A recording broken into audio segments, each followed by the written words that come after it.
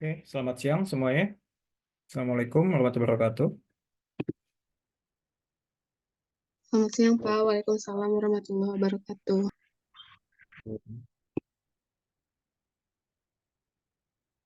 Jadi mahasiswa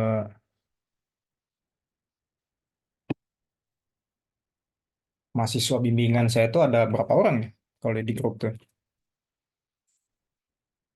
Kalau di grup itu ada 7 Pak semuanya. Juga. Oke, ini empat berarti tiga lagi ini nggak apa-apa. Oke, kalau untuk pertama kali kita sekarang pengenalan ya. Jadi perkenalkan, nama saya Wahyu Mulyadi, dosen Prodi Manajemen.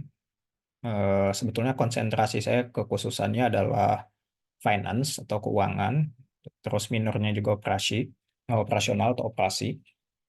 Tapi karena memang minat mahasiswa eh, Nusa Putra, khususnya prodi manajemen, lebih banyak ke pemasaran dan SDM, jadi saya juga di plotting untuk apa namanya membimbing mahasiswa di konsentrasi lain. Nah, mungkin di antara kalian ada yang eh, pemasaran, SDM, pokoknya di luar finance lah ya. Nah, tidak masalah sih karena memang di dalam penelitian itu yang utama adalah struktur penulisan, kemudian tata cara penulisan, kemudian juga keterkaitan antara latar belakang dengan rumusan masalah, kemudian juga keterkaitan antara teori yang digunakan dengan metode yang digunakan sehingga menghasilkan hasil yang sinkron dengan latar belakang penelitian. Jadi penelitian itu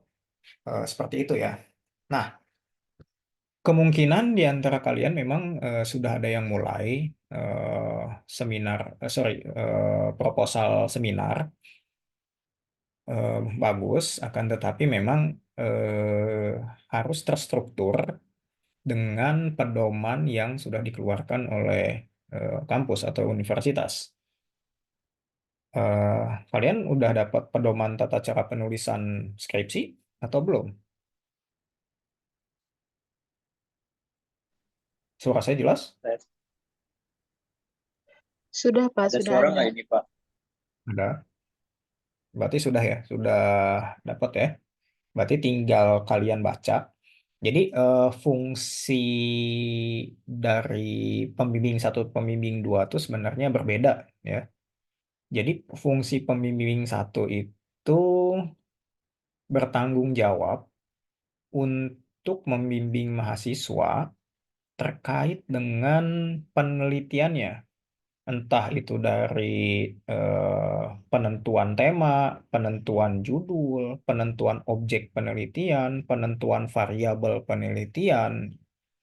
Jadi semua yang terkait dengan output atau hasil dari skripsi itu sendiri. Nah, kalau pembimbing kedua, tugasnya itu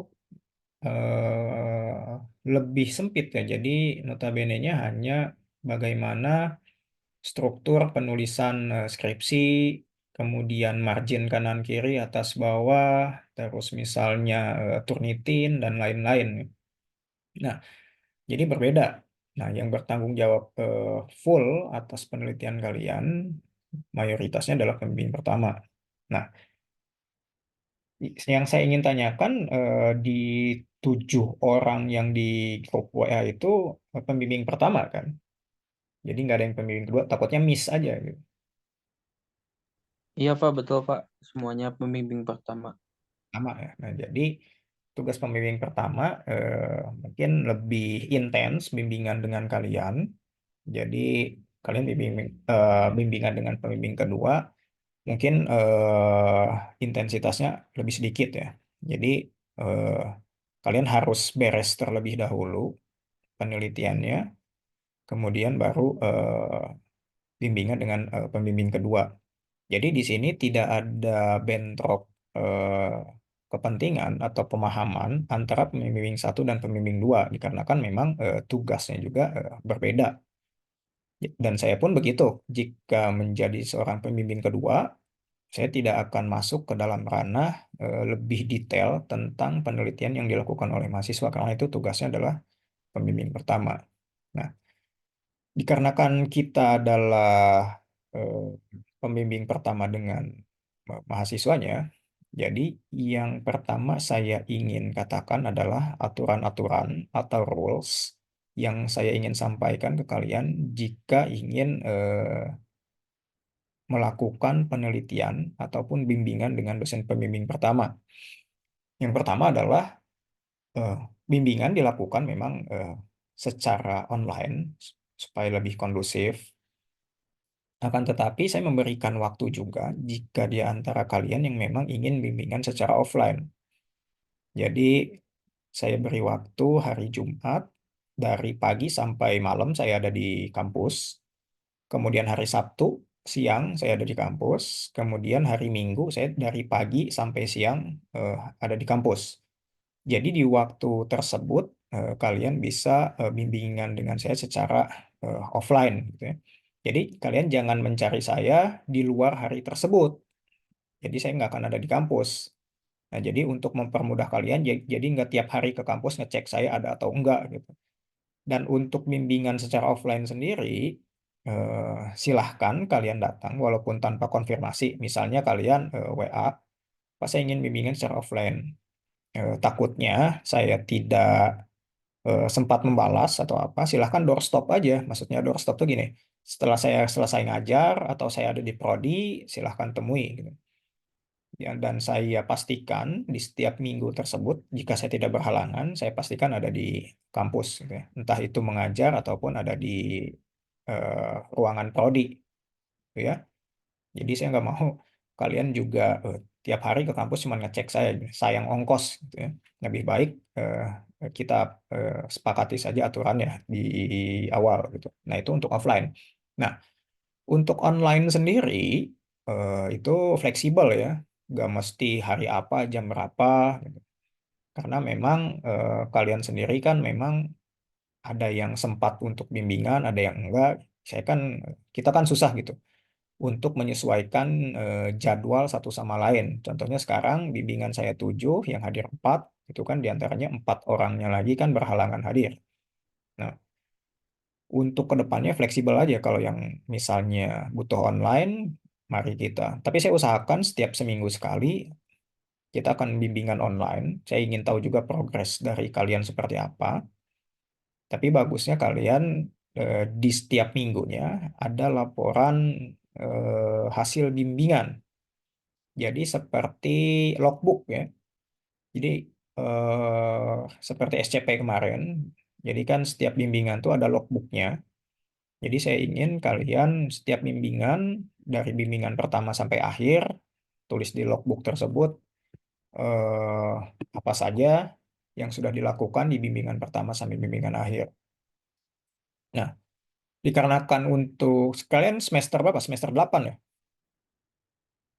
Atau semester 7? Semester berapa kalian? 8 Pak. Semester 8, Semester Pak. 8 Pak. Kan? Jadi ada waktu kurang lebih 5 bulan ya, 4 bulan lah ya, untuk kalian istilahnya mempersiapkan penelitian kalian. Nah, saya tidak mau ada alasan misalnya kalian eh, tidak bimbingan ya, entah itu apapun. Jadi saya harap kalian tiap minggu intens bimbingan dengan saya, walaupun misalnya pahit-pahitnya tidak ada progres gitu. Kan kadang mahasiswa, wah nggak ada progres nih dengan Pak Wahyu dengan revisian saya belum selesai gitu. Jadi nunda bimbingan. Jangan gitu. Jadi kalian bimbingan saja gitu. Bagusnya sih secara offline. Jadi bisa satu persatu gitu. Kalau online seperti ini kan apa namanya, yang satu mendengarkan, misalnya yang satu misalnya nunggu giliran, sebenarnya sih kurang kondusif. Maka dari itu saya berikan kalian pilihan secara offline yang tadi sudah saya sebutkan di Jumat, Sabtu, Minggu. Saya ulangi lagi, Jumat dari pagi sampai malam saya ada di kampus, Sabtu hanya siang, dan Minggu dari pagi sampai siang. Saya harapkan saya sudah berikan 3 opsi untuk offline. Silahkan kalian pilih. Jika kalian kerja, bisa hubungi saya di Sabtu atau Minggu. Kalau misalnya kalian reguler, bisa hubungi saya di hari Jumat gitu, untuk di kampus. Tapi tidak menutup kemungkinan bimbingan secara online juga tidak masalah gitu. Saya lebih senang sebenarnya kalau online karena tidak perlu ke Sukabumi. Sebetulnya saya domisili juga di Bogor, tapi takut kurang kondusif atau bagaimana bimbingan secara online, jadi saya sediakan secara offline gitu ya. Kemarin kan di WA Group saya sudah menanyakan apa tema dari penelitian kalian dan konsentrasi dari kalian. Banyak di antara kalian yang memang masih belum tahu mau ke arah mana penelitian tersebut. Dan ada di antara kalian juga yang memang sudah mengirimkan proposal skripsinya. Kan tetapi di sini kan kita ada aturan di dalam pembuatan proposal skripsi ya. Jadi kita fokus dulu di bab 1, 2, dan 3. Nanti kan setelah itu baru kita fokus di bab 4 dan 5. Nah, di pertemuan kali ini saya ingin tahu dulu apa tema dari teman-teman sekalian, kemudian judulnya apa, kemudian objek penelitiannya apa, gitu. Dan kemudian gap atau penelitian apa sih yang akan kalian lakukan lanjutannya. Jadi kalian tuh jangan penelitian itu meneliti yang sudah ada atau yang lumrah sudah terjadi gitu. Jadi penelitian yang diharapkan atau yang setara skripsi adalah penelitian lanjutan. Penelitian apa sih yang belum diteliti sebelumnya? Jadi jangan hanya meneliti di objek yang sama dengan variabel yang berbeda, gitu. Jangan hanya seperti itu aja. Jadi ada lanjutannya atau ada gap empiricalnya di dalam suatu penelitian itu.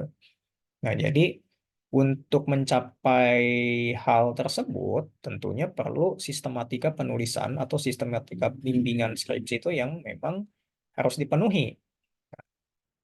Salah satunya adalah penentuan matriks penelitian. Nah, matriks penelitian itu kan ada macam-macam. Kalau kalian penelitiannya kuantitatif, mengambil datanya menggunakan kuesioner, menggunakan observasi, wawancara, dan sebagainya.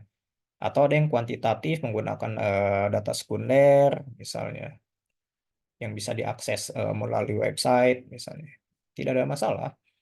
Akan tetapi kan saya belum tahu penelitian kalian tuh ke arah mana gitu. Kemarin kan hanya baru sepintas saya menanyakan gitu. Nah, sebelumnya ini kan ada siapa saja sih di sini tuh?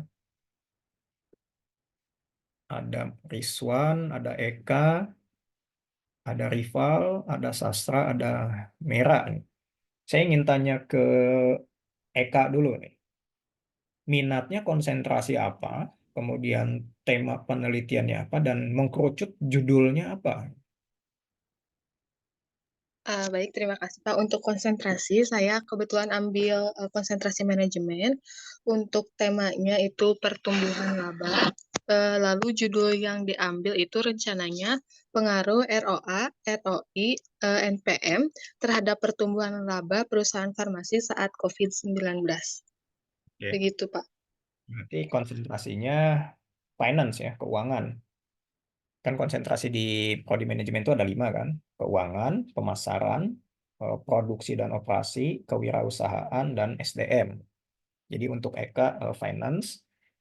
eh untuk tema dan judulnya mengenai, sorry, temanya mengenai analisis rasio, judulnya mengenai pengaruh rasio terhadap perusahaan farmasi. Oke, nah sebelum Eka lanjut meneliti hal tersebut, eh, Eka harus membuat matriks terlebih dahulu atau matriks penelitian terlebih dahulu. Nanti kita bahas sama-sama bagaimana cara menentukan matriks penelitian itu. Kemudian lanjut misalnya ke Rizwan. Rizwan gimana? Tema, judul, dan konsentrasi yang diambilnya apa?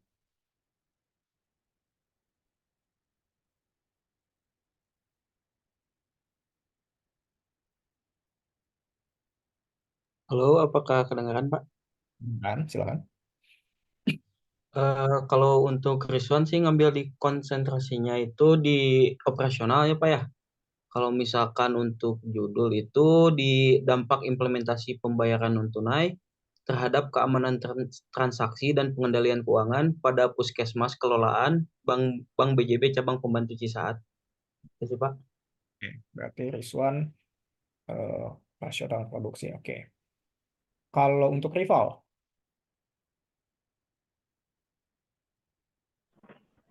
Oke, baik. Ada suara nggak, Pak?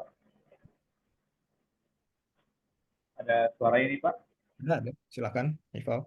Oh, oke, baik. Jadi kalau untuk rival ini, konsentrasinya itu ada di operasi ya, Pak, operasional. Terus buat judulnya juga ada pengaruh citra perusahaan, sistem keamanan, dan kualitas pelayanan terhadap kepuasan pelanggan. Di sini juga rival ingin menanyakan, Pak, sebelumnya kan ada matkul metodologi penelitian ya di Medlit tersebut. Rival kan udah sampai bab 1 sampai bab 3. Itu rival mengisi dari bab 1 sampai bab 3 itu pada lokasi magang rival tersebut yang berada di Kota Bandung, yaitu PT Gis Indonesia. Nah, kemarin rival udah konfirmasi ke Dospem 2, ke Ibu Fitrina, katanya rival ini bisa direvisi, cuman harus di-ACC dulu sama Dospem 1. Ketika sudah ada jawaban dari Dospem 1 bisa di-ACC untuk judulnya dan bisa dilanjutkan, nanti sama Ibu dibantu katanya. Kurang lebih kayak begitu, Pak. Kebetulan Riva juga sekarang itu lagi melaksanakan magang yang dimana kan untuk sidang skripsi itu harus memenuhi 10 bulan magang ya, Pak. Buat di Universitas Nusa Putra ini, Rival waktunya 3 bulan lagi, Rival sampai bulan Mei ada di Kota Bandung, begitu, Pak. Kebetulan di perusahaan yang sama. Oke. Begitu. Oke, nanti kita lihat ya, misalnya ke depan ke selanjutnya apakah memang sesuai struktur penelitian atau tidak. Oke, itu untuk rival. Sastra, untuk sastra sendiri gimana? Baik Pak, izin menjawab. Untuk konsentrasinya itu di pemasaran Pak, dan judulnya itu pengaruh kualitas promosi dan brand image terhadap kepuasan konsumen di Storia fotografi Pak. Oke, itu untuk sastra, berarti pemasaran, berarti ada 1 finance, kemudian 2 operasi, 1 pemasaran kontuk merah. Baik, Pak. Untuk saya, konsentrasinya itu di pemasaran. Lalu judulnya pengaruh word of mouth dan ulasan online terhadap keputusan pembelian konsumen pada industri wisata kuliner, Pak. Oke. Jadi ada 2 pemasaran, 2 operasi, dan 1 keuangan. Oke, jadi karena dikarenakan saya dosen pembimbing pertama, jadi memang betul untuk penentuan judul dan lain sebagainya, tema dan kelanjutan penelitian itu harus ACC dari kedua orang pembimbing. Jadi sebelum kalian melanjutkan dengan tema dan judul penelitian kalian tersebut, saya ingin tahu latar belakang kalian memilih tema dan judul tersebut dan dituangkan ke dalam matriks penelitian. Contohnya seperti ini. Sudah terlihat kan, teman-teman? Ini ya, share screen saya. Sudah Pak. Nah, Aman, Pak, aman. metrik penelitian kuantitatif misalnya. Kalau misalnya kalian kualitatif juga tidak masalah, tulis saja penelitian kualitatif di sini. Nah, di sini ada kolom pertama permasalahan, kolom kedua konsep, kolom ketiga variabel penelitian, kolom keempat definisi operasional dan indikator variabel, kolom kelima hipotesis penelitian, kolom keenam populasi dan sampel, ketujuh metode pengumpulan data, kedelapan metode analisis data. Nah, kita sampai di bab 3 saja terlebih dahulu. Oke. Kita sampai di bab 3 saja terlebih dahulu, baru nanti kita lanjut bab 4 dan bab 5.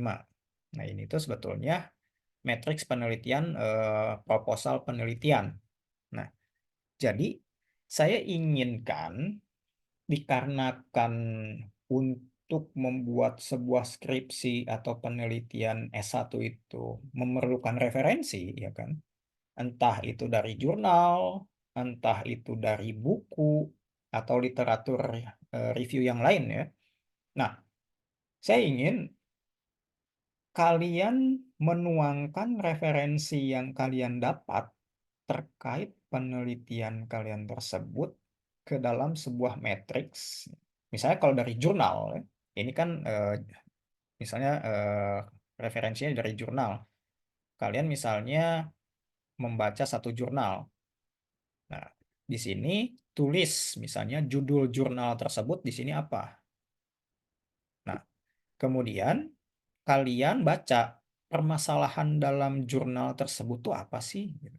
Tuangkan, misalnya di sini apakah place berpengaruh terhadap kinerja bla bla bla dan lain-lain. Kemudian konsepnya seperti apa? Nah, misalnya konsep di sini place atau ini untuk konsentrasi SDM ya, tapi sama aja lah dengan konsentrasi pemasaran, operasi atau finance. Kemudian bahas satu persatu gitu. Konsepnya yaitu misalnya tempat sebagai X1, di sini ada akses, visibilitas, lalu lintas dalam kurung traffic misalnya. Kemudian ada kemampuan manajerial, perencanaan, pengorganisasian, pemberian motivasi. Lalu yang ketiga ada kinerja, pedagang, peningkatan pendapatan, kemudian naiknya jumlah pembeli dan lain-lain. Ini adalah konsepnya. Misalnya konsep itu teorinya apa sih? Ya. Jadi teori yang akan kalian gunakan, teori yang ada di dalam literatur review tersebut tuh apa sih gitu? Atau teori yang akan kalian gunakan di dalam penelitian kalian tuh apa sih? Tapi kan di sini kalian mereview jurnal yang kalian jadikan rujukan untuk penelitian kalian, ya kan? Nah, kalian reviewnya seperti ini, sistematis ya. Kemudian permasalahan dalam jurnal itu apa, kemudian konsep atau teori yang digunakannya itu seperti apa, kemudian variabel penelitiannya itu apa. Di sini kan ada variabel bebas dan variabel terikat, ya kan? Kalau variabel bebas di sini merupakan variabel yang mempengaruhi atau menjadi sebab perubahannya atau timbulnya variabel terikat. Nah, dalam penelitian ini yang menjadi variabel bebas misalnya X1, X2. Jadi variabel bebas itu tidak mesti hanya 2 atau hanya 3. Gitu. Bisa saja 5, 6, 7, bahkan 10 juga bisa sebetulnya. Jadi saya tidak akan membatasi kalian di dalam jumlah variabel, akan tetapi harus sesuai dengan permasalahan dari penelitian kalian. Ya, kalau di sini kan contohnya hanya ada X1 dan X2, berarti variabel base-nya hanya ada 2 atau variabel independennya hanya ada 2. Kemudian kita lanjut ke variabel dependent atau variabel terikat. Nah, di sini adalah kinerja atau Y.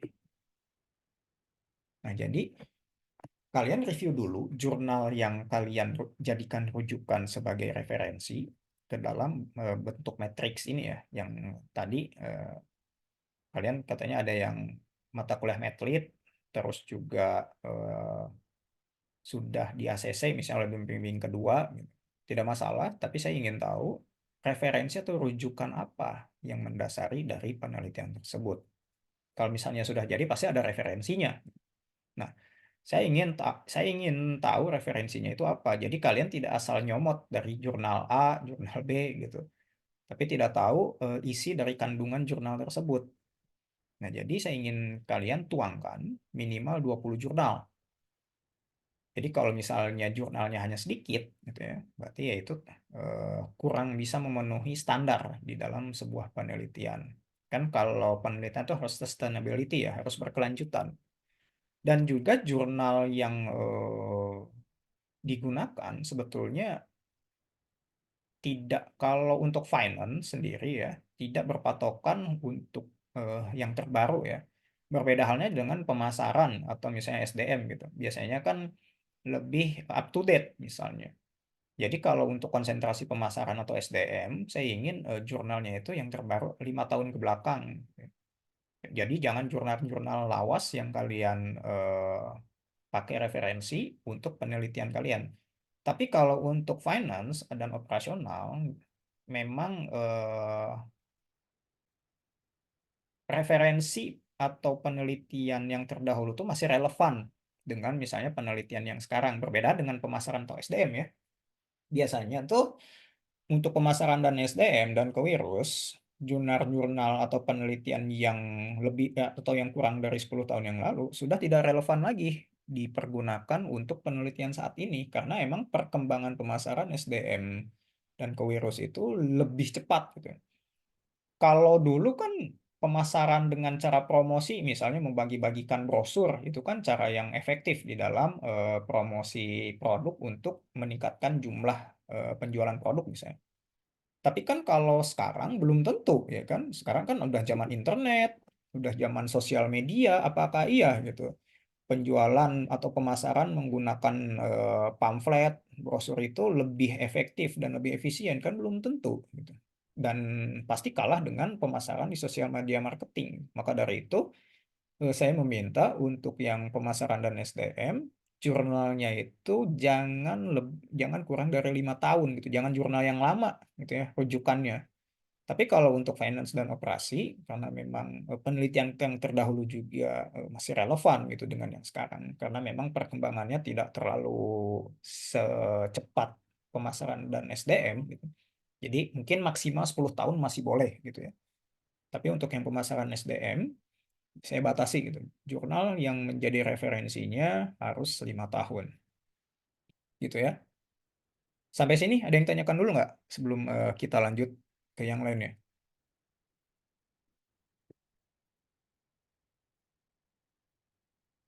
Halo, kalau saya jelas, teman-teman.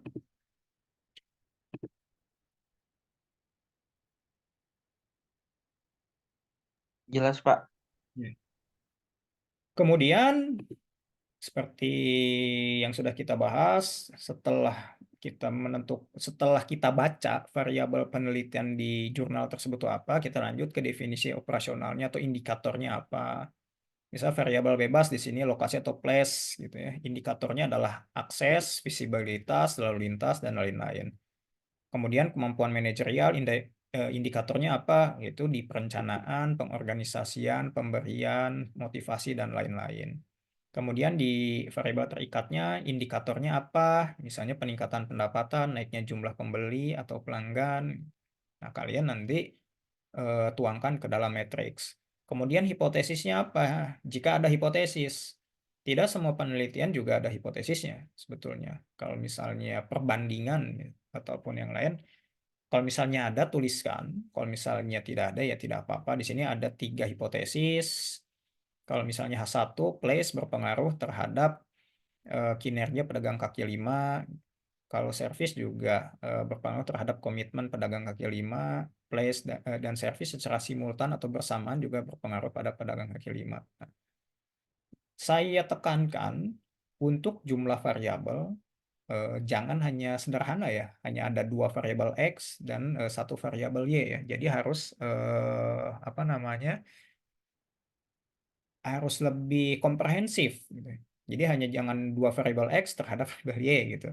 Nah, itu kan sederhana ya. Skripsi itu tidak sebatas itu gitu. Jadi usahakan ada 5 lah variabel, 4 variabel X, 1 variabel Y gitu. Ataupun analisis gitu ya. Misalnya tidak perlu pengaruh A terhadap B gitu. Itu kan apa namanya? Mencari pengaruh ya. Atau juga bisa analisis menggunakan metode-metode tertentu, misalnya kalau di keuangan dengan metode Markowitz, metode GARPS, metode CAPM kalau di dalam investasi saham gitu. Nah, kalau tadi kan pengaruh rasio ya. Menurut saya sih nggak apa-apa juga kalau misalnya ingin meneliti rasio suatu perusahaan, akan tetapi sesuaikan dengan fenomena yang terjadi. Kemudian setelah hipotesis, kalian juga lihat di jurnal tersebut populasi dan sampelnya seperti apa, apakah populasinya sudah merepresentasikan penelitian kalian atau belum gitu kan. Terkadang kalau kalian magang gitu di suatu perusahaan ya kan, kalau populasinya kan seluruh karyawan perusahaan tersebut kan, akan tetapi kan terkadang kalian lebih spesifik gitu menelitinya hanya divisi marketingnya saja, atau hanya divisi keuangannya saja, atau divisi produksinya saja, ataupun stafnya saja. Nah, kalau kalian mengambil sampel tersebut dari jumlah populasi yang ada di sana, yang kalian pikirkan adalah apakah sampel tersebut sudah merepresentasikan apa yang kalian teliti. Nah, kan kalau sekarang kan quick count kan, kalau pemilihan presiden gitu. Itu kan berdasarkan sampel, bukan berdasarkan populasi. Jadi tiap TPS diambil sampelnya di setiap TPS diambil sampelnya, kemudian merepresentasikan dari hasil yang sesungguhnya. Nah, jadi apakah nanti kalian pikirkan kalau misalnya mengambil sampelnya sedikit, apakah sudah merepresentasikan apa namanya penelitian kalian? Takutnya kan populasinya itu ada 1.000, tapi yang kalian jadikan sampel hanya 50 misalnya. Apakah yang 50 ini sudah bisa mencerminkan 1.000 yang lainnya? Gitu. Kan itu bisa jadi tanda tanya nanti dalam penelitian kalian. Dan kalian mungkin ada keterbatasan apabila kalian mengobservasi total 1.000 sampel tersebut, gitu kan. Nah, jadi kalian juga perhatikan di situ. Akan tetapi kalian juga lihat referensi dari jurnal-jurnal yang kalian baca. Oh, ternyata populasinya 200 misalnya, tapi yang dijadikan sampel hanya 50. Nah, kenapa hanya 50? Ya kan pasti ditentukan kan kriterianya populasi sampel itu. Misalnya yang umurnya sekian sampai sekian, yang pendapatannya sekian sampai sekian, atau jenis kelaminnya perempuan dan laki-laki dibedakan. Nah, itu kalian apa namanya breakdown lagi seperti apa. Oke. Kemudian setelah populasi dan sampel baru metode pengumpulan data. Misalnya pengumpulan datanya kalau kalau misalnya kualitatif mungkin kalau kualitatif menggunakan kuesioner, observasi, wawancara, ya kan. Kalau kuantitatif tadi kan ada yang bilang ada yang finance dengan menggunakan data sekunder langsung misalnya di websitenya menggunakan laporan keuangannya dan lain-lain yang sudah terpampang gitu. Kalau data primer yang biasanya kualitatif itu kalian harus buat datanya sendiri gitu dalam bentuk kuesioner kemudian kalian sebarkan. Nah, kalau kuantitatif biasanya datanya itu sudah ada gitu. Nah, jadi kalian tinggal pilih metode pengumpulan datanya mau seperti apa, Nah, kemudian selanjutnya yang terakhir metode analisis data di sini. Apakah menggunakan regresi, menggunakan SPSS, menggunakan SEM, menggunakan NVivo, Eviews, Stata dan lain-lain, Minitab gitu ya. Nah, itu eh, terserah kalian gitu ya. Sesuai dengan jurnal yang kalian baca, akan tetapi setelah kalian baca referensi yang menjadi patokan dari penelitian kalian, nah nanti terserah kalian mau menggunakan metode analisis data apa. Yang terpenting sesuai dengan latar belakang, teori, dan teknik pengumpulan data yang kalian kerjakan. Gitu ya.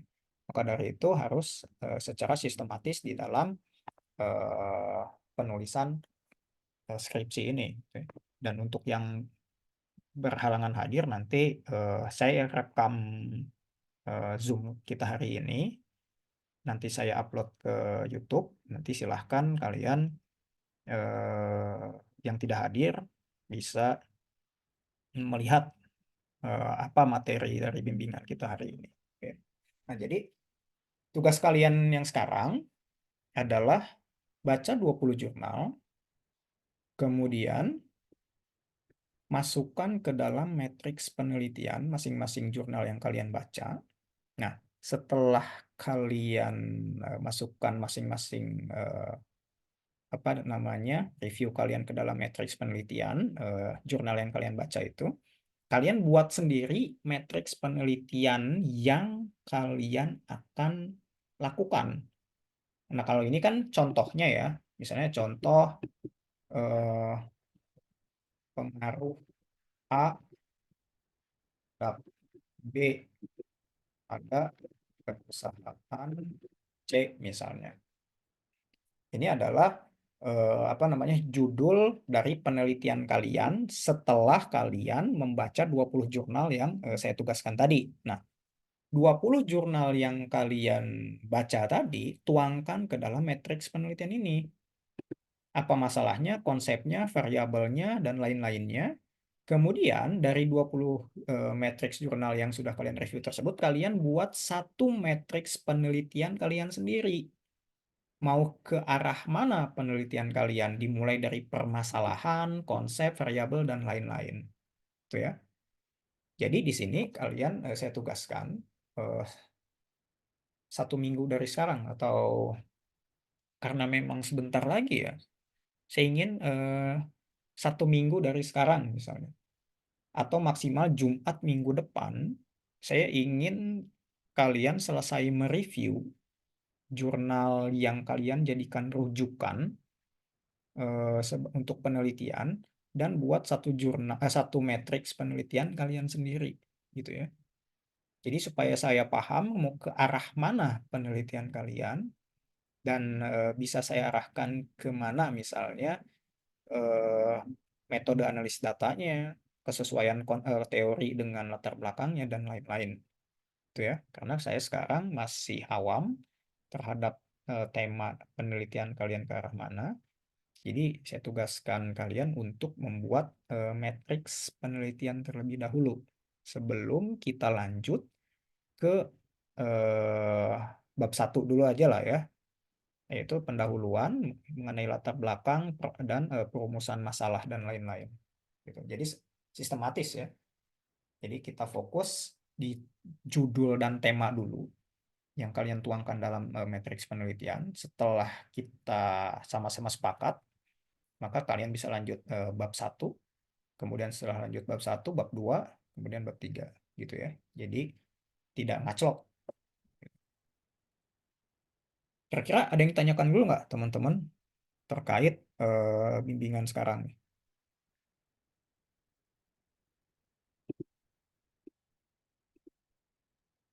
Cukup jelas sih Pak untuk hari ini. Oke, jadi gitu ya teman-teman. Saya beri waktu 1 minggu. Kalau misal, jadi ada progres tidak ada progres, setidaknya kalian bimbingan dengan saya gitu. Dan temui saya di Jumat, Sabtu, dan Minggu yang tadi saya sebutkan ya, untuk secara offline-nya. Karena memang jadi nggak ada alasan gitu. Jadi kalau untuk online sendiri itu opsional ya. Jadi takutnya karena bimbingan itu harus satu-satu kan, nggak bisa secara general ini ya, semuanya sama kan, beda konsentrasi dan temanya aja kan beda gitu. Jadi saya harap eh, kalian minggu depan di Jumat, Sabtu, Minggu itu eh, berikan hasil dari apa namanya tugas yang sudah saya berikan tadi, buat matriks penelitian. Nah, jadi kelanjutan. Jadi setelah itu kita sepakati judul dan temanya apa, baru kalian bisa lanjut ke bab 1. Dan untuk yang sudah ada, tadi kan katanya udah ada yang di mata kuliah metodologi penelitian. Itu kan gampang ya. Tinggal referensi dari daftar pustaka kan tinggal dituangkan saja ke dalam matriks. Gitu. Nah, tapi yang jadi PR kan yang belum sama sekali gitu. Jadi tugas kalian baca 20 jurnal yang menjadi rujukan penelitian kalian. Dan tadi kriterianya sudah saya sebutkan, untuk pemasaran dan SDM tidak boleh lebih dari 5 tahun, dan kalau untuk keuangan dan operasional boleh 10 tahun. Tapi yang paling bagus yang terbaru gitu ya. Jadi untuk finance juga yang terbaru gitu. Jadi jangan yang lawas-lawas gitu jurnal referensinya. Dan jangan lupa juga teman-teman eh, temukan penelitian lanjutannya gitu. Oke. Temukan lanjutan penelitian itu yang paling bagus adalah lanjutan dari penelitian sebelumnya. Atau misalnya penelitian yang belum dilakukan sebelumnya gitu. Mau bisa lanjutan atau bisa belum ada yang meneliti ke arah sana misalnya. Nah, itu bisa gitu. Jangan yang penelitian yang sudah ada terus kalian ulang lagi. Tuh, misalnya kalian ada nih nemu kayaknya sesuai nih terus kalian modifikasi sedikit jadi penelitian kalian. Nah, itu nanti kalian bermasalah di Turnitinnya nanti. Karena memang penelitian itu sudah ada, kalian hanya mengganti objek dan lain-lainnya nanti kalian bermasalah di akhirnya gitu. Nah, saya tidak mau seperti itu gitu. Kita udah firm, udah fix, tapi kalian terhambat Turnitin nanti. Wah, itu bermasalah. Kalian bisa ngulang. Atau lebih fatalnya kalian bisa ganti judul gitu. Nah, itu saya tidak ingin hal itu terjadi di mahasiswa bimbingan saya, terutama bimbingan pertama ya. Karena memang tanggung jawabnya lebih besar kalau misalnya dosen tersebut pembimbing pertama. Jadi saya ingin eh, kalian serius. Dan jangan salahkan saya misalnya kalian jarang bimbingan, tiba-tiba kalian sudah deadline mau misalnya semester 8-nya sudah mau beres gitu. Tapi penelitian belum selesai atau misalnya apa belum sempurna gitu. Tiba-tiba kalian udah mau semester baru. Nah, itu saya nggak no excuse sih maksudnya tuh jangan dadakan gitu. Kalau dadakan saya jujur tidak bisa kalau masalah skripsi ya. Jadi saya ingin kalian rutin tiap minggu. Mau ada progres, tidak ada progres, kalian bimbingan. Oke. Jadi setidaknya kalian nggak males. Jadi saya takutnya kalian tuh hilang gitu. Tiba-tiba muncul lagi gitu. Nah, itu yang dan kadang saya pun lupa gitu. Waktu pas awal kita bimbingan tuh apa gitu. Nah, jadi jangan sampai seperti itu ya teman-teman. Jadi kita firm gitu. Kalau misalnya kita bimbingan rutin, jadi tidak ada alasan kalau susah bimbingan ya. Jadi saya susah bimbingan Pak karena bapaknya ini enggak ya. Jadi saya sudah berikan opsi tadi Jumat, Sabtu dan Minggu. Kemudian online juga kalau misalnya kita memang sudah misalnya hanya revisi-revisi minor lah ya, bukan revisi major, ya online aja gitu. Saya revisi terus saya kembalikan lagi ke kalian. Tapi untuk yang pertama, ini kan perlu keseriusan dulu nih, perlu fokus dulu, perlu concern dulu. Jadi saya ingin rutin dulu. Nah, kemudian sudah terbentuk kerangkanya, barulah revisi-revisi minor dilakukan secara online. Dan jangan sampai kalian jarang bimbingan, tapi tiba-tiba minta sidang ke saya.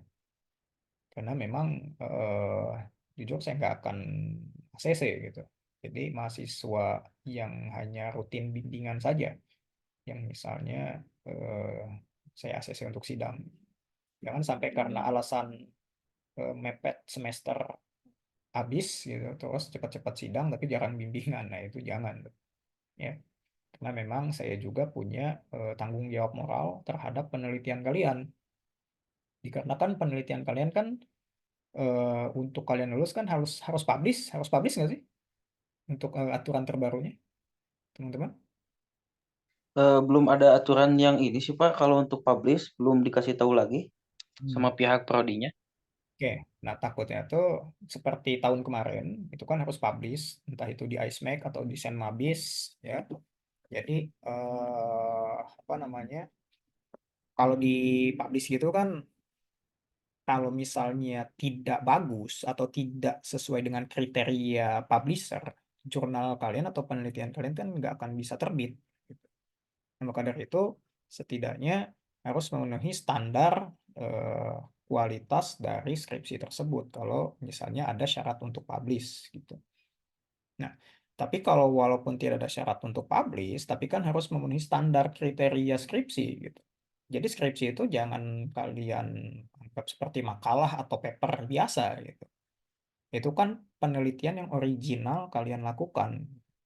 Jadi bukan berdasarkan copy paste dari yang lain, gitu. Tapi original. Makanya kan ada Turnitin untuk mengawal keoriginalan penelitian kalian tersebut. Oke ya. Oke. Jadi tugasnya jelas ya. Jadi kalian baca 20 jurnal, kemudian tuangkan ke dalam matriks hasil dari review jurnal kalian. Kemudian setelah 20 jurnal itu kalian tuangkan ke dalam matriks, kalian bikin satu matriks penelitian kalian sendiri. Ya, yang sudah kita bahas tadi. Jadi saya tahu ke arah mana penelitian kalian, gitu ya. Jadi saya supaya lebih mengkerucut gitu. Kalau sekarang kan jujur saya masih ngeblank gitu dengan penelitian yang akan kalian lakukan. Maka dari itu tugas kalian buat matriks saja terlebih dahulu. Dan untuk pengumpulannya saya deadline 1 minggu. Oke, pengumpulannya 1 minggu ya. Boleh berbentuk hard copy, boleh berbentuk, tapi bagusnya kalau secara offline. Tapi saya nggak membebani kalian ya. Soft copy aja lah, tapi kalian bawa laptop gitu ya. Atau misalnya ya kalian bawa laptop gitu. Kalau jadi jangan nggak usah di print lah. Jadi nanti juga gini teman-teman, kalau bimbingan dengan saya jangan pernah ngeprint sebelum diseminarkan atau diproposal atau disidangkan gitu maksudnya. Jadi supaya kalian nggak terlalu banyak keluar dana ya untuk ngeprint dan lain-lain gitu. Jadi cukup soft copy aja, tapi kalian bawa laptop gitu ya. Nah, kalau kalian misalnya yang tidak ada laptop, misalnya hanya ada komputer di rumah, ya kalian mau tidak mau harus ngeprint ya. Tapi kalau kalian punya laptop sendiri, ya silahkan bawa gitu. Lalu tunjukkan hasil dari penelitian kalian ke saya. Nah, yang saya ingin tekankan, kirimkan H-1 eh, matriks kalian atau penelitian kalian yang sudah direvisi atau lainnya sebelum kita bimbingan.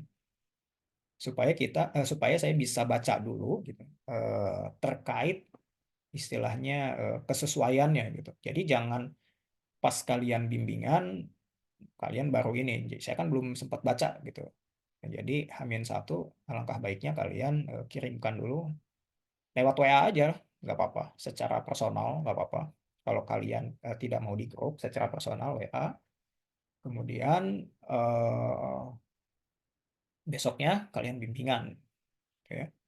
Jadi saya tekankan tidak usah ngeprint untuk bimbingan dengan saya, cukup soft copy aja, soft file maksudnya, soft file saja. Jadi kalian ngeprint itu kalau misalnya memang sudah mau seminar atau sudah mau sidang, gitu ya. Oke. Oh, endingnya ya, link YouTube-nya nanti. Ya, nanti untuk link YouTube-nya saya kirimkan dengan link YouTube apa namanya? Post view ada, jadi ada cara untuk kalian mengetahui penelitian apa sih sebaiknya yang kalian lanjutkan untuk skripsi kalian saat ini gitu. Nah, nanti saya kirimkan linknya ya untuk lebih jelasnya. Jadi kalian bisa pelajari sendiri di dalam link tersebut gitu ya. Ya sebetulnya kalian kan sudah mempelajari itu di 1 semester malah di metodologi penelitian. Sebenarnya sih itu lebih bagus lagi. Tapi saya juga kirimkan post view, yaitu tata cara untuk melakukan penelitian lanjutan. Gitu ya. Oke, ada yang tanyakan dulu nggak teman-teman terkait dengan tugas matriks penelitian yang saya tugaskan ke kalian? Berarti Pak, untuk pengumpulan matriknya hari Kamis depan gitu. Jumat, sorry, Jumat benar.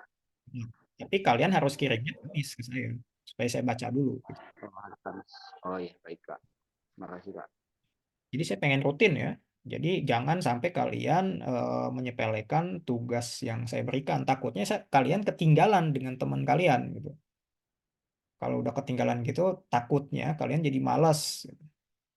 Jadi sesuaikan ritmenya dengan teman kalian supaya kalian juga semangat gitu ya. Jadi kalau misalnya saya bilang minggu depan, ya alangkah baiknya ya minggu depan gitu. Dan untuk misalnya yang kerja dan yang lain-lain, kan saya berikan opsi lagi di antara ada Sabtu atau Minggu gitu ya. Jadi tidak ada alasan misalnya tidak bimbingan. Dan karena memang satu semester itu singkat, jujur saja satu semester itu singkat, jadi kalian harus kerja keras dan kerja cerdas ya. Jadi eh, kita kebut dari sekarang dan mohon maaf juga kemarin-kemarin saya slow respon dikarenakan ya memang ada pengisian BKD ya untuk beban kinerja dosen. Jadi saya agak kurang fokus kalau misalnya harus membimbing skripsi gitu ya. Takutnya kurang fokus aja. Tapi sudah selesai. Jadi saya pastikan minggu. Nah, oh ya, kalau rival kan tadi ada yang di Bandung ya. Nah, kalau ada yang di Bandung, nanti eh, kita lewat, jadi kirimkan saja secara online. Nanti eh, kita bimbingan secara online. Jadi kita buat Zoom, kita bimbingan secara online. Gitu ya. Kenapa kita bimbingan enggak semua Saat full ini online? pukul 14. Karena kan ya tadi yang saya bilang, karena memang skripsi itu perlu fokus gitu ya. Jadi nggak bisa barengan kayak gini gitu. Karena beda-beda topik kan, beda-beda tema. Nah, jadi untuk yang di luar kota atau yang memang berhalangan, setidaknya tugas yang saya berikan tetap dikerjakan dan kirimkan ke saya dan nanti saya review. Kemudian jika ada revisi, nanti revisi oleh kalian dan bimbingannya secara online. Tapi jika misalnya memungkinkan untuk offline, sebaiknya ya offline. Gitu ya. Karena memang takutnya kalau semuanya online, karena waktu saya kan terbatas juga ya. Jadi bimbingan itu kan bukan waktu yang sebentar gitu. Perlu spare waktu yang cukup lama gitu. Takutnya kalau 8-8-nya atau 7-7-nya dalam satu waktu gitu ya, bisa 7 jam mungkin atau 6 atau lebih gitu ya kalau satu mahasiswa 1 jam karena memang bimbingan tuh tidak sederhana ya, agak rigid karena memang kita kan skripsi bukan tugas kuliah gitu. Atau bukan tugas project gitu. Tapi penelitian. Oke, jadi gitu ya teman-teman. Jika yang sudah ada misalnya papernya atau sorry penelitiannya dari mata kuliah metode penelitian silahkan tunjukkan ke saya referensinya tuh apa. Minimal 20 ya. Jangan kurang dari 20 teman-teman ya. Mungkin nanti setelah 20 pun saya minta tambah gitu ya. Karena referensi itu harus komprehensif menyeluruh. Nggak bisa kok referensi itu hanya dari 1, 2, atau 3 jurnal. Gitu. Harus banyak malah. Kalian lihat saja skripsi-skripsi gitu. Pasti lebih dari 40 referensi. Karena kita baru sampai proposal, ya 20 aja dulu. Nanti setelah itu kalian bisa cari referensi lainnya setelah berjalannya pembuatan proposal penelitian.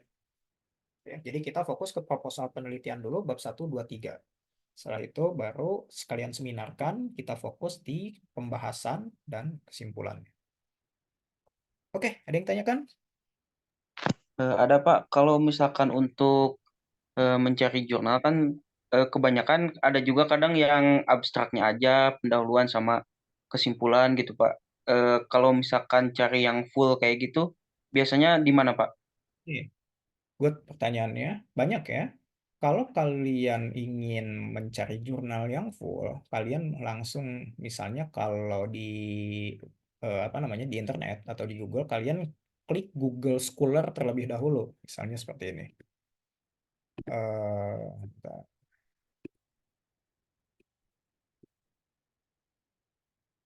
Google Scholar. Bentar ya.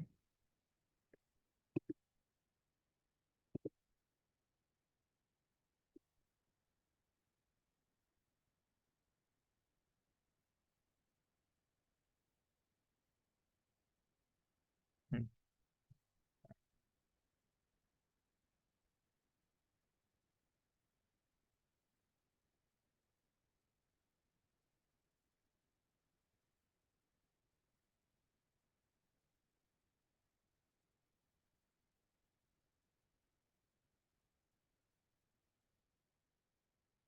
Nah, misalnya di sini ya, kalian tulis saya Google Scholar misalnya.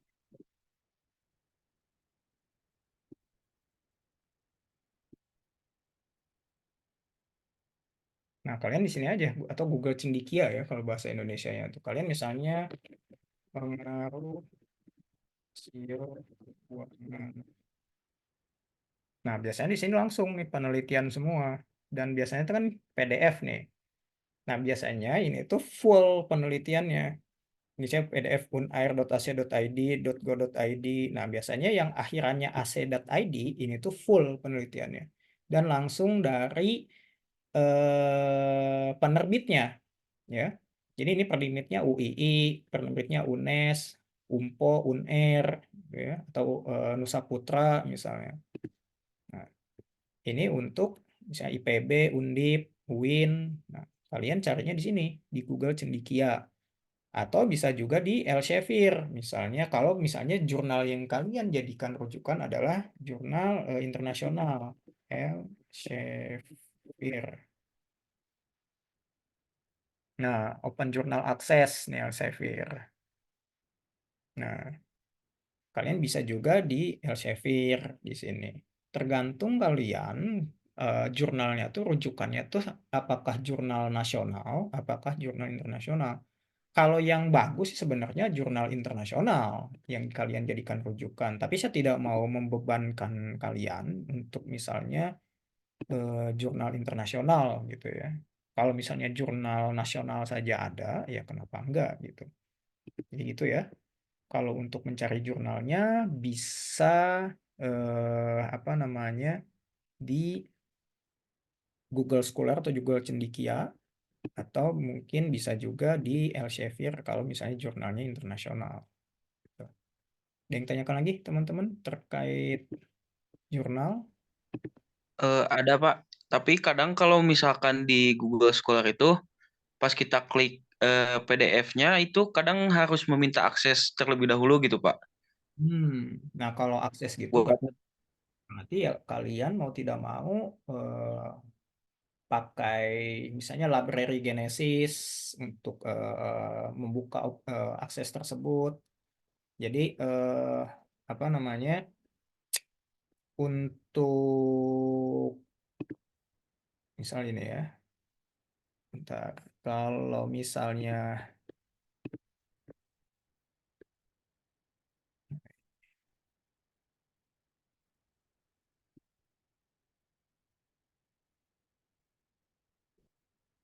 nah kalau untuk membutuhkan akses tersebut, jadi opsinya ya ada dua sebetulnya. Ya kalian cari jurnal lain yang open access, atau kalian misalnya menggunakan library Genesis. Maksudnya library Genesis di sini adalah kalian, bentar ya, saya ini dulu ininya nih. Library Genesis.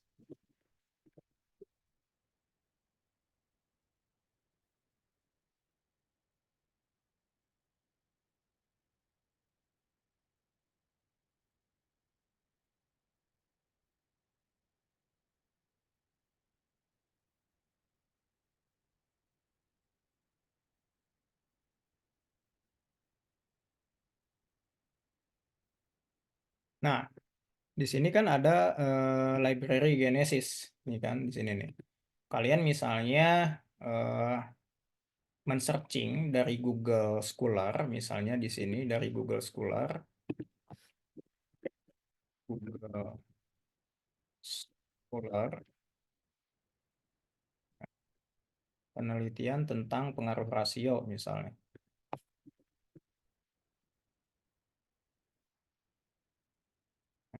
Kita klik di sini misalnya yang Telkom University misalnya. Nah kan ini nggak bisa dibuka, berarti kalian harus cari yang open access. Misalnya yang ini. Nah, tidak semua, kelihatan nggak ya share screen saya teman-teman? kelihatan Pak. Ini kan akses nih, bisa tuh kan kelihatan. Nah, kalau misalnya yang tidak open access, memang itu jadi masalah sebetulnya di penelitian. Tapi itu adalah tantangannya. Nah, Misal yang ini juga, tapi tidak semua juga nggak open. Kalau sekarang sih open access semua ya. Nah, misal yang ini juga kan. Nah, kalau misalnya kalian terdapat apa namanya yang tidak open access seperti ini misalnya, biasanya bisa menggunakan library Genesis. Kita lihat di sini.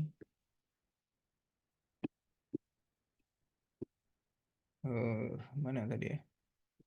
Nah, terus copy di sini link ininya, terus kita search.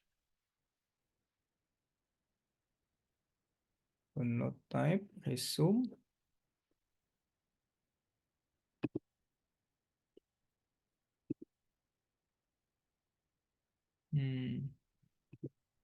Nah, search in. Berarti nggak muncul. Nah, berarti ya memang nggak open access jurnalnya. Tapi kalian coba pelajari di YouTube, biasanya banyak ya di YouTube tentang penggunaan library Genesis untuk membuka jurnal atau penelitian yang tidak open access atau close access. Jadi usahakan sih kalian jurnalnya yang open access aja ya. Kalau misalnya kalian susah yang, tapi kalau misalnya Pak kan penelitiannya ada yang sebagiannya tuh ada yang di close access Pak. Nah, kalian gunakan library Genesis. Kalian tutorialnya ada sih kalau nggak salah di YouTube. Nanti saya kasih untuk bisa membuka yang tadinya close access gitu. Kalau close access gitu kan kemungkinannya kalian harus bayar ya kan untuk membuka akses tersebut, ataupun kalian bisa mengulik cara lain untuk bisa mengakses gitu. Tapi kan caranya kan berbeda-beda di setiap jurnal yang kalian ingin buka gitu. Tapi setahu saya menggunakan library Genesis untuk membuka, tapi nggak semua jurnal juga bisa terbuka oleh library Genesis di jurnal tertentu gitu. Tapi itu salah satu cara untuk mensiasati apabila jurnal yang kalian butuhkan sifatnya close access atau nggak open access. Itu ya. Itulah challenging-nya jika kalian melakukan penelitian skripsi gitu. Tidak semua referensi mudah untuk didapatkan gitu. Atau tidak semua data mudah didapatkan. Macam. Oke. Ada lagi yang tanyakan teman-teman? Cukup Pak, cukup. Yang lain gimana? Ada yang tanyakan? Jadi itu ya, tugasnya jangan lupa bikin matriksnya. Dan jangan lupa juga lampirkan ke 20 jurnal yang jadi referensi kalian. Ya. Jadi saya nggak mau jurnalnya kalian hanya ngambil dari internet, terus kalian kasih ke saya, enggak ya. Jadi kalian download dulu jurnal yang jadi referensi kalian, kemudian kalian review ke dalam bentuk matriks sebanyak minimal 20 jurnal. Kemudian setelah kalian review 20 jurnal yang kalian baca tersebut, kalian bikin satu matriks penelitian kalian sendiri. Itu ya. Deadline-nya hari Jumat minggu depan. Supaya saya tahu ke arah mana penelitian yang akan kalian lakukan. Ya. Jadi kalau sekarang saya masih ngeblank. Oke. Kalau tidak ada yang ditanyakan, saya tunggu tugasnya dan bimbingannya di Jumat, Sabtu, atau Minggu. Jadi terbebas ya, tergantung kalian. Mau Jumat boleh, Sabtu boleh, Minggu boleh. Oke. Ada lagi yang ditanyakan? Sekali lagi.